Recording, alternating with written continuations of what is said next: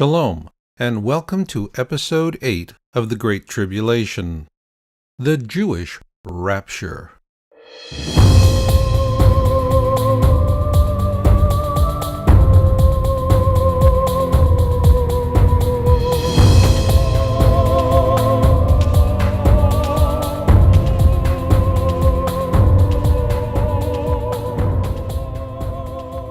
I'm your host, Marshall Masters, publisher of Jesus and the Third Temple, and this 13-part series is made possible by Your Own World Books and features author Robert Reiland. And now we begin with the first part of Episode 8, the Jewish Rapture.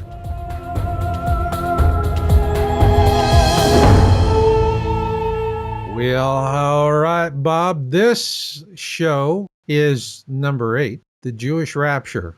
Actually, 8's a good number if you're Chinese and Jewish, because 8 is something that always comes with money. So, hey, we got that working for us, right? It's a number of new beginnings. It's the number of new beginnings, yeah. And so before we get into the Jewish rapture, because I'm sure the Jewish scratching their heads going, we don't have a rapture. Where's this coming from? So with that in mind, explain to the listeners out there from a Christian perspective what you believe is important about the Passover meal. The Passover is, of course, the first of the 7 feasts. And during the crucifixion and the resurrection and so forth, 4 of those feasts were fulfilled.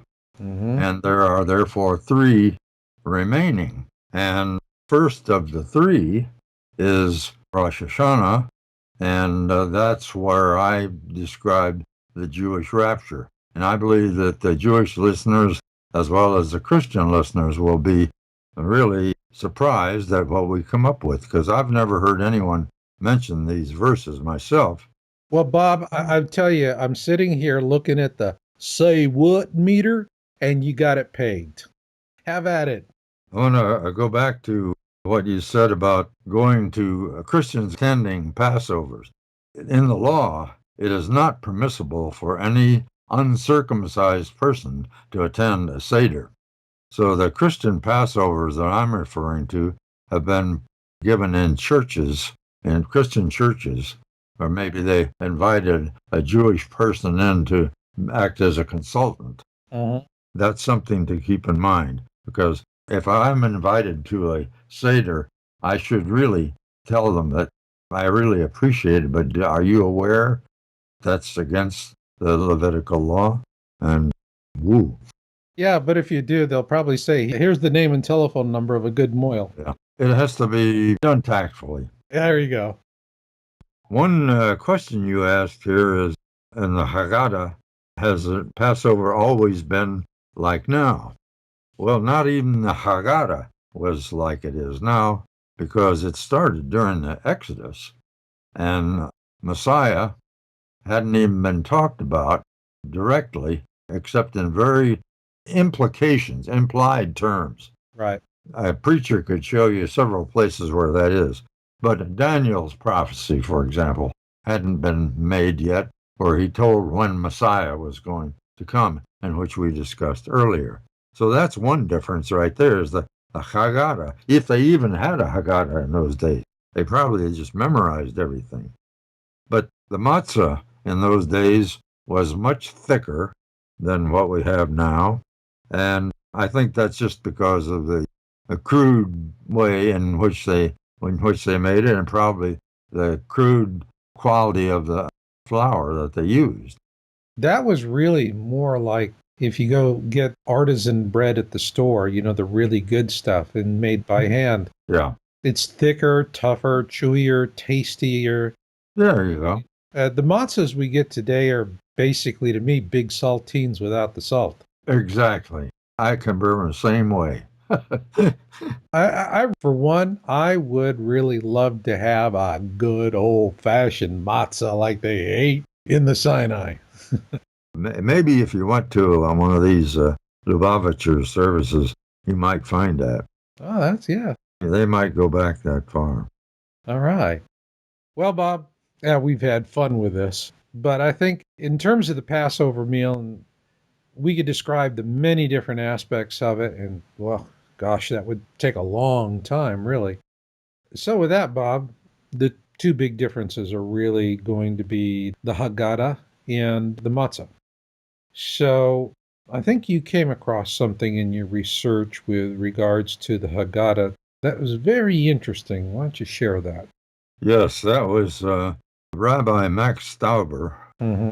who was a friend of Vendel Jones, whom we spoke of earlier. Right. And he found an ancient Haggadah Hmm. in Central Europe in a synagogue, and it showed the Father's place setting and the whole array of the table, Hmm. and described the way the Father's place setting should be. I mean, the way the matzah wafers were laid on his plate. And there's some very significant things here. Yeah, it has to be done exactly right. Exactly. As a matter of fact, most homes, if you go and you'll see a Passover plate, they actually have pictures of everything and exactly where it's supposed to be on the plate. There's a lot of symbolism. I've seen those. And they are arrayed in 6 points. Yes. There's something you could take from that. Okay. But what he found was that the first matzah was laid down on the plate, pointing toward the world, which was the rest of the people at the table. Now, the only way you can point with a wafer is if it's triangular, so it would have a point on it.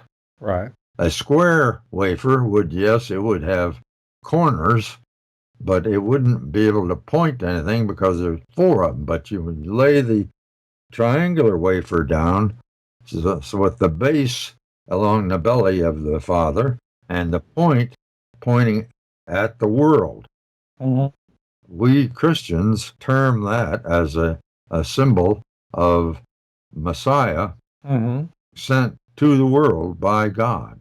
And the second wafer then is laid on top of the first wafer, only this time the point of the triangle is pointing at the Father's belly and means like he's returning to God, Hmm. returning to heaven. The Father's place is God in heaven, symbolically. Okay. Then the third wafer is pointing again toward the world. And so there you have the return of Messiah to the world. And we know from the Haggadah that the second piece of matzah is the one that is taken early in the service, and it is broken. It says to break it in half. Hmm. You can't break a triangular matzah in half. And then it says in the Haggadah, take the larger half. Now, wait a minute. How can you have a larger half and a smaller half? That's mathematically impossible. So there is a clue there in ancient times, and there are also documentation of the fact that matzah wafers were triangular. And then later on, evangelical ministers got a little bit too zealous and very untactfully approached rabbis about this fact of the Trinity that's represented there. And the rabbis, I can sympathize with them greatly, that they termed that as a threat to their faith and their procedure. And so the best way to solve a problem is to eliminate it. Yep. They made wafers that were round, and they didn't point to anybody. There weren't any 3 sides anymore. There were still 3 matzahs, though. They said that that didn't represent what we say. There are 3 divisions of the Jewish people: the Kohanim, priests; Levites; Israel, everybody else. And this was a ruling from Rabbi Gamliel I, Paul's mentor. And they pointed that that's what those 3 matzah wafers represented. There's also with the triangular matzah, it was the way they're laid out. Right. I know demonstrated this to groups, and when I hold up those matzahs, they say, "Oh my God." Yeah. Nobody knows, where I read, where the symbol for Judaism came from, Magen David. But I think I know.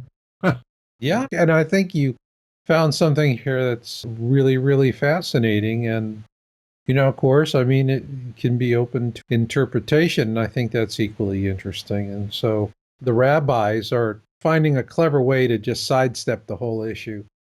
But then again, on the other hand, they're dealing with folks that are saying, well, we don't get into that Jewish stuff. So, I mean, for the rabbis, they're going, well, are you or are you not into the Jewish stuff? So the end result is a response that goes both ways. And, frankly, I don't excuse either. That's what I hope our book does, Marshall. I hope it brings Jews and Christians together along these lines, these things, like the Haggadah. Mm-hmm. There is a Christian picture there, and there is definitely a Jewish picture. Mm-hmm. They have connections. Like the second matzah is broken, and the Christians, our view of that is that represents Messiah, whose body was broken. And in fact, Jesus said that, eat this bread, which represents my body. Mm-hmm. It's hidden, but in the Jewish sense, it's hidden away wrapped in a cloth, Right. sort of a game. Yeah, the kid's got to go find it. Two completely different pictures of this one very important part of the Haggadah ceremony. Mm. I would like for Christians to see the Jewish picture of it, and for Jews to see the Christian picture of it. Maybe we'd take out some of the misunderstanding that exists. Works for me. And I think we've really come on a good full circle here with the matzahs. And in the next segment, let's get into the Last Supper and the Seder. In other words, the Jerusalem Seder after the crucifixion, because we've set the stage. Okay, great. Let's do it.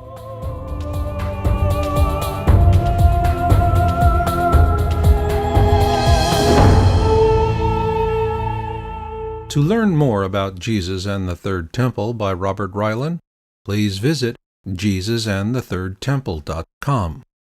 And now we continue with the second part of Episode 8, The Jewish Rapture.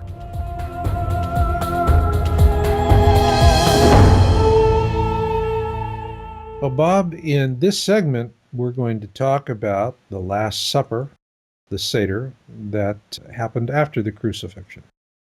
But before we get into that, I think it's necessary to talk about the Last Supper before the crucifixion. There's very specific laws, Jewish laws here, and they apply, and these are the very same laws that Yeshua would have observed. Yes.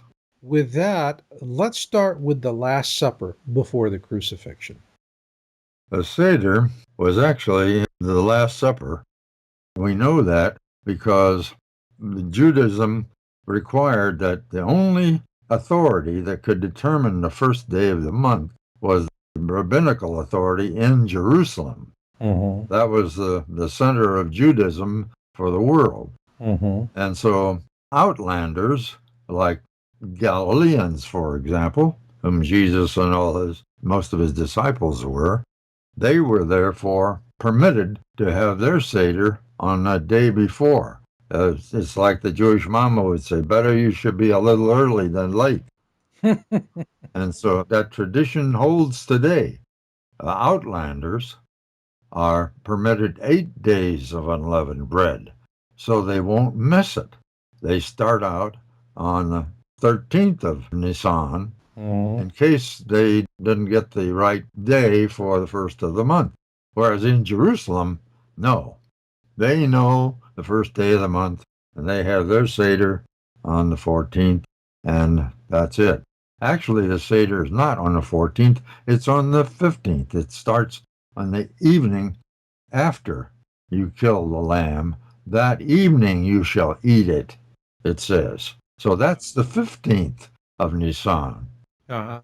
And it says that is a Sabbath. Thou shalt do no servile work therein, for it is consecrated unto the Lord. And so that 15th is a Sabbath.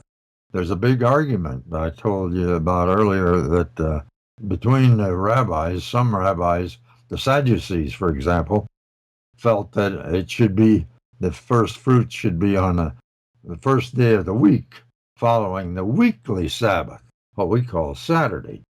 Whereas the Pharisees said, no, no, no, no, no, no. The Sabbath that it's talking about, the first fruits follows, is on the morning after the Sabbath, which is the 15th of Nisan. And therefore, the Feast of First Fruits is always on the 16th Nisan. And that's when you wave the grain of the first harvest before the Lord.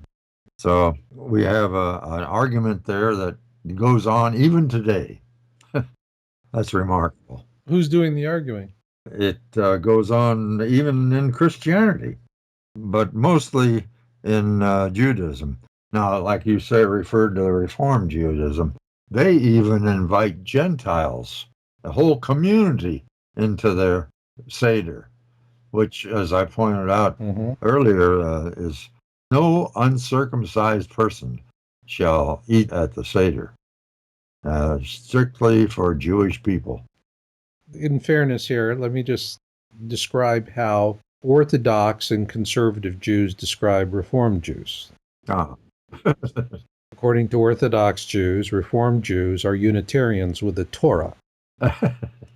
Even in Christian eschatologies, you have your disagreements, right? Certainly. Oh, boy, do we ever. Yeah, I've noticed.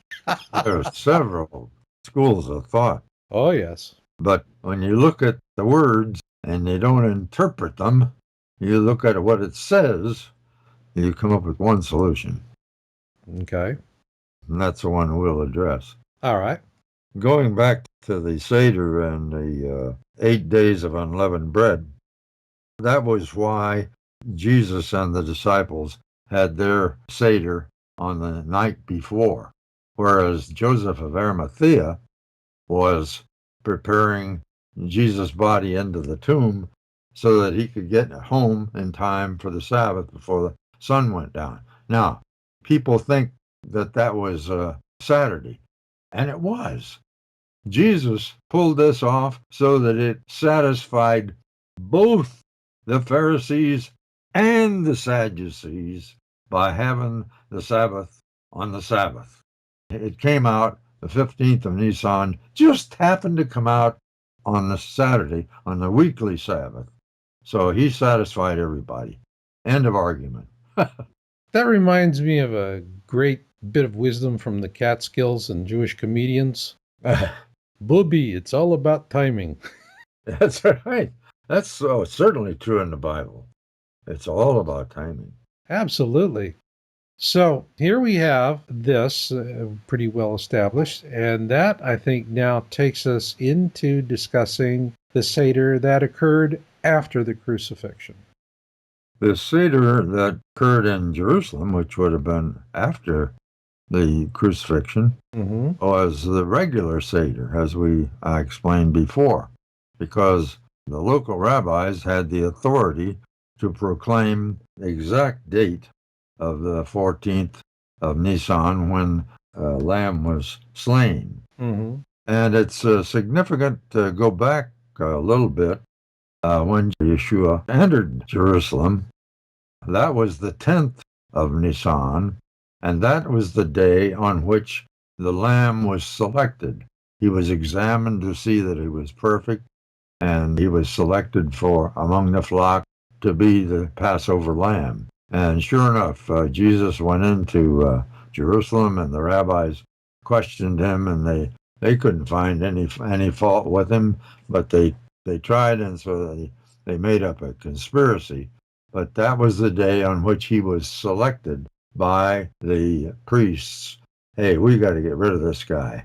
And that's significant that happened on the 10th of Nisan, which was the same time, like we say, timing is everything. The same time as when the lamb for the Passover was selected. That is important.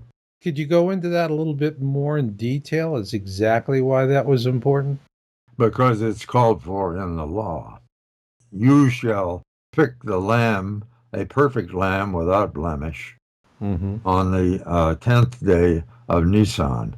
You shall kill it on the 14th, and you shall eat it on the 15th in the evening. That's right out of the Torah, actually. Okay. Jesus was fulfilling the law by this timing, which is all important, as you pointed out. 10th of Nisan, he fulfilled that verse, that requirement in the law for selecting the lamb, and he fulfilled on the cross on the 14th the killing of the lamb of God in this case, and then he was in the grave to fulfill the Feast of Unleavened Bread. He was in there, what we would call Saturday. And then on the next day was the 16th of Nisan, and that would be the Feast of First Fruits. And you may want to go into that a little bit farther on. No, let's go into it now. All right. The Feast of First Fruits was where the Jews, in gratitude to the Lord for the harvest, they were required on the morrow after the Sabbath, that is the 15th of Nisan, the day of the Seder meal, and the next morning they were to wave a sheaf of grain before the Lord in gratitude for the harvest. And that was called the Feast of First Fruits. Now, unfortunately, over the centuries, that has been corrupted, and they have combined it with Shavuot, and they no longer really have Feast of First Fruits. There may be some Jewish sects that do, but in general. Explain Shavuot for the listeners. Shavuot is the Feast of Weeks, the Pentecost, Christians call it. And that is when flames came and put the Holy Spirit on the disciples on the temple, and at the temple, actually. And that was another form of the Shekinah. Those flames, it's like the burning bush, it wasn't really fire, but it looked like fire, looked like flame. And it was the same way with Shekinah. So he came, and Jesus had told them that this would happen. Comforter will come to bring you my ministry that you can carry on. And he did that. But today, in Judaism, as I say, the Feast of First Fruits is not really observed, except maybe in Jerusalem. I don't know. Okay. But here in the States, for example, what I have read, and have talked to a couple of rabbis, they don't observe that anymore. And it's too bad. Okay. Well, we have a few minutes left in this segment, so why don't you project ahead? We've been talking about the criteria around fulfilling the feasts, and we've discussed the ones that have been fulfilled so far. Are there more feasts to come that must be fulfilled? And if so, what are they? Yes, there are 3 more. First of all, I'd like to detail the criteria for the feasts that have been fulfilled up to now. Okay. They have all been fulfilled in Jerusalem, and they have all been fulfilled by Yeshua himself, and they have all been fulfilled only to Jewish people, no Gentiles, sorry about that. And they have been fulfilled in their exact biblical order as given in the Torah and on the exact day that is required in the Torah. And so, who would not expect the remaining 3 to have the same criteria? And those are, first of all, Rosh Hashanah, the Feast of Trumpets, and then Yom Kippur, and then Tabernacles. And you would expect them again all to be fulfilled in Jerusalem by Yeshua to Jewish people and on their exact days. And I would bet a cup of coffee that that's going to happen. Is it fair trade coffee, fresh ground? We're getting into specifics now, and I'm pretty sensitive about my coffee. Oh, I'm just a plain old black coffee, instant in the mug and some water and stick it in the microwave. That's me. Not me. Oh, no, I got to do my French press. Well, hey, this has been a great segment.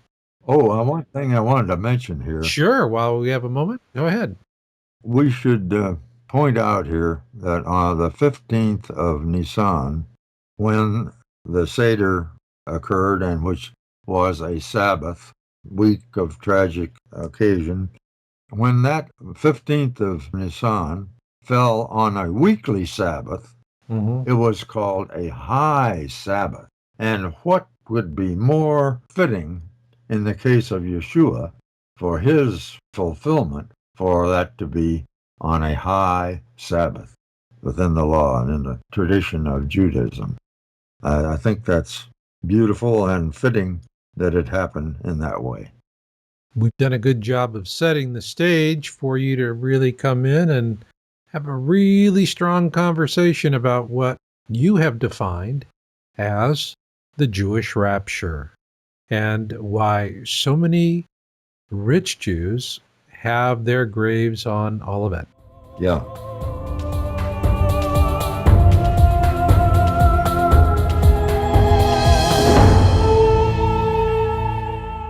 To learn more about Jesus and the Third Temple by Robert Reiland, please visit JesusandTheThirdTemple.com.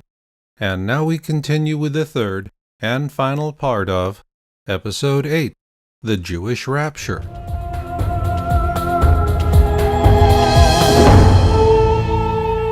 Well, Bob, here we are in the third segment in this episode, which is titled The Jewish Rapture. And as we explained earlier, this is a term you have defined for our Jewish friends out there who are going, say what? Because there is nothing in Jewish doctrine that is expressed as a rapture. But on the other hand, well, there's a lot of rich Jewish graves on Olivet. So why? Word rapture doesn't appear even in the New Testament. It's a Christian expression. Right. And I must humbly confess that I believe I'm the only person that has proposed this expression, a Jewish rapture. But as we describe it, I believe that Christians and Jews will recognize why I came up with that or how I came up with that term. We're all ears. There are about 4 or 5 places in the Tanakh, 2 or 3 places in the New Testament where it speaks of this particular event. All right. And my favorite is in Isaiah 27:13. And it says that on that day, great trumpet shall sound. Oh, trumpet, huh? This is on the Feast of Trumpets, which is another name for Rosh Hashanah. And I will call you up out of your graves, or I will call you from the north. I will say to the south, give up my people. I will say to the east, let my people come forth. And this is several places, not in all the same words, but he's talking about bringing them to Jerusalem on Rosh Hashanah so that they can be there to greet him and welcome him on the 10th of Tishri, when Yom Kippur, and they will look upon me whom they have pierced, and they will mourn for him as one mourneth for an only son, and they will atone like they have never atoned before, because their Redeemer is there, and they're looking at him. And it says in Zechariah 13, and one shall ask him, what are these wounds in thine hands? And he will say, those I received in the house of my friends. The arrival of the Jews in Jerusalem is a mystery to a lot of Jews. Many of them think that, wait a minute, I live in Southampton or Poughkeepsie or San Francisco. You mean I'm going to have to burrow through the earth? Because it says, we shall break through the soil and rise to meet him. I'm not going to be on the Mount of Olives. I'm going to be, like I said, in San Francisco or Poughkeepsie. I mean, burrowing through the earth, that could be painful. They're actually serious about this. So the rabbis say, well, first of all, let's talk about the Mount of Olives. You ask me, why are so many wealthy Jews buried at the Mount of Olives Jewish cemetery? Olivet, or is it olives? Sometimes it is called Olivet, and sometimes it's called Mount of Olives. Okay. What's the difference? No difference. Olivet is sort of an abbreviated expression for Mount of Olives. Oh, it's how they say it in San Francisco. Yeah, there you go. People who are buried in that cemetery in the present day have to pay around $80,000 for a little space about a little more than a foot long and about 8 inches wide in order to place their ossuary, which is a little box for their bones, on the Mount of Olives and buried beneath the soil. Wow, does Donald Trump run this? Donald Trump is not Jewish. Yeah, but his daughter married Jewish. Oh, okay. So maybe he's got an angle here, right? They're running out of space up there. That's what this is about. Yeah. This has been going on for how many thousands of years? Yeah. So the rabbis say, well, not to worry. And even in the Shulchan Aruch, which is an interpretation of the law, Mm-hmm. and it's very specific. It tells you, you shall do this, then that, and then this, and the da-da-da-da. And it tells how the burial cloth shall be placed over the corpse. And they get some soil from the Mount of Olives, and they sprinkle that on the burial shroud. And a deal is a deal, right? Right. We should break through the soil on the Mount of Olives where Messiah is going to come, the Redeemer. And Mount of Olives, if it happens to be in Poughkeepsie, it's still the Mount of Olives. Ta-da! Shut up. But anyway, they're going to be raised up, according to all of these verses that I mentioned earlier. Mm-hmm. In Isaiah 27:13, they're going to be raised up out of their graves or wherever they are and brought to Jerusalem to regard and to worship and to atone for Messiah, Okay. for their sins. Okay. I think it's a beautiful occasion. As we said, people will see him coming Mm-hmm. days before. And when he arrives, every knee shall bow and every tongue confess that he is Lord. There won't be any doubt that he is the boss. I was occasioned to witness Jewish burial, Mm-hmm. and they did this exactly in the way that is told in the Shulchan Aruch. There was an Orthodox rabbi that was conducting the service. Mm-hmm. He was going to make Aliyah the next day with his wife, and I got to talk to him seriously for quite a while. He was really open to talking to a Christian about these kind of things, which was very heartwarming to me. He didn't have a clue about this tradition, burial practice, and so forth.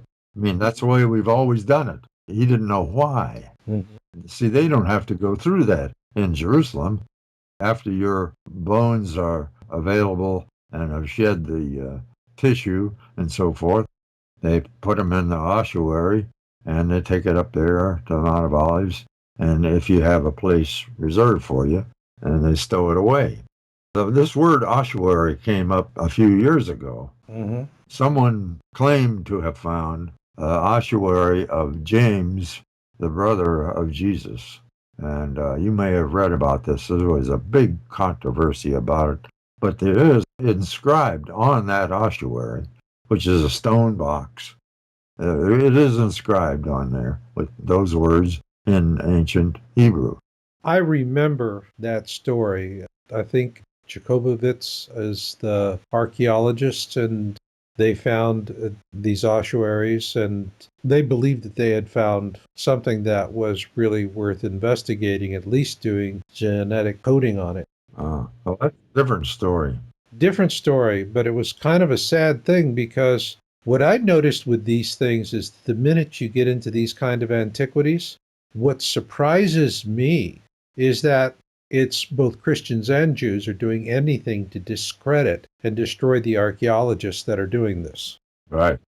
This is a third rail. I mean, this is like French kissing a power transformer. You just don't do it. So there might be a deeper story on that. I'd suggest go back and dig a little harder on that. Vendell Jones said that he could write a book about just the confrontations and the paperwork and the arguments, discussions that he had with the Jewish Antiquities authorities while he was trying to search for the ashes out there in Wadi so-and-so and near Engedi. Mm-hmm. But after he discovered the cask of anointing oil and the ash, the incense cache, they were a lot more quiet. Nearly as much trouble with them. Well, once you produce the goods, it's hard to argue. Yeah, he showed that he was for real. On the other hand, though, and you alluded to this too, it's kind of political. I have observed that the archaeological profession, the most professionally jealous people that I've ever come across. Now, there are probably some professions that would argue with me about that. But just from what I've seen in Biblical Archaeology Review and in my studies with Vendell Jones and so forth, I've come to that conclusion. Vendell told me when I was whimpering and whining when I first got into this about the rocks and missiles that I was having to dodge, and he said, "Bob, you should count it as a badge of honor." Yeah, there you go. When it comes to manipulation of this sort, I don't see where science does any better job than religion or vice versa. I see they both have their own sacred cows. Yeah. With science, it's really the same thing as in theology. It's really about how do you elbow up to the funding trough. Well, I've told you about in engineering. I've run into these doctrinal thinkers. We've always done it that way. That's right. Well, always done it that way. We've always been doing it wrong, but one of the things that I found really humorous, somewhere, I don't know, maybe around 2004, 2005, I stopped seeing scientists trying to explain and rationalize everything. And when they just didn't know, they'd say, "We didn't know." That's hard to say. That hurts. It's the hardest thing to say, Yeah. But it's equally hard to say for theologians as well. You're not going to learn anything until what you know that you don't know. I like a medical doctor that says, "I don't know." That's right. Well, do you know why they call it the practice of medicine? Yeah, they're practicing. Yeah, they're always practicing. Bingo. Okay. Well, this has been a great episode. We've really had a lot of fun with it. And our next one coming up is episode 9, Jewish Days and Nights, as in 3 days and nights. That is, boy, 3 days and 3 nights. It sticks in people's minds, and we're going to cover that in our next episode. You up for that? Yes, sir.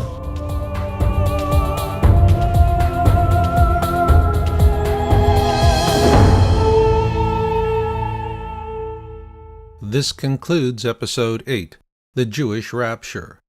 Next up, please join us for episode 9, Jewish Days and Nights. To learn more about Jesus and the Third Temple by Robert Reiland, please visit JesusandTheThirdTemple.com.